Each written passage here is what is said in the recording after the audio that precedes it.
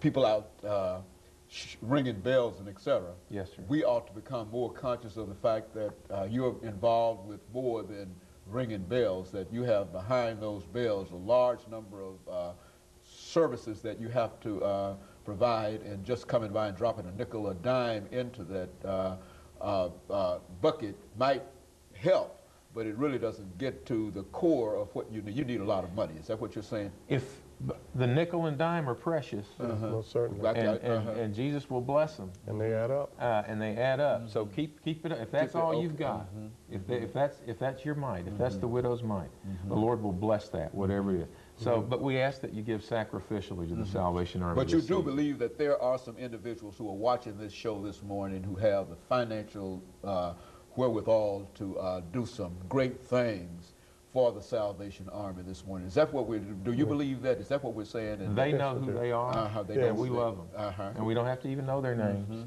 But we believe that if we commit our way to the Lord and trust in Him, He will make our righteousness shine like the dawn, and our cause like the noonday sun.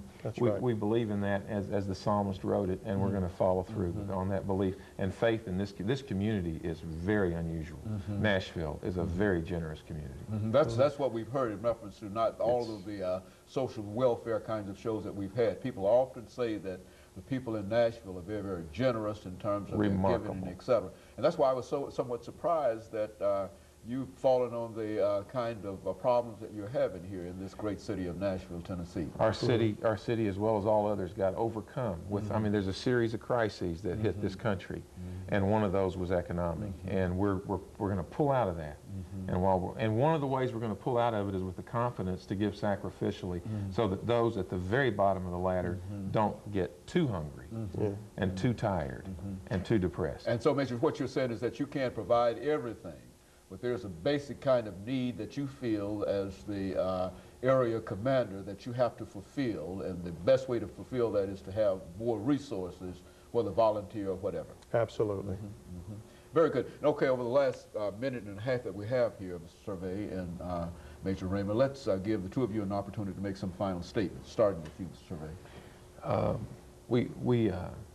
We love our work because it's a ministry, and because it's extremely personal. Sometimes it's more difficult to talk about that than other times. But just know that we are founded in the need of others and not our needs. And we need as much help as the community can offer at this time. Very good. And of course, Major RRaymer, let's give you an opportunity to make the final statement and speak to the people of Nashville, people that you will know quite well over the next many, many months. Well, I echo what Mike just said. We're in love with our work, and I think that's because of the love that Christ has given us. I just want to say thank you to Nashville for its past support of the Salvation Army, and for what they're doing right now, even during this show, for the Salvation Army, and what they're going to do in the future for us. We thank God for every single person who helps the Army, because we believe it does further our mission, and it does further the kingdom of heaven. Very good. And of course, let me thank the two of you for coming by and giving us that excellent information, Mr. Major RRaymer and Mr. Servais, dealing with the Salvation Army. And let me encourage our audience to tune in again next week for another informative edition of Comments. Thank you, and good morning.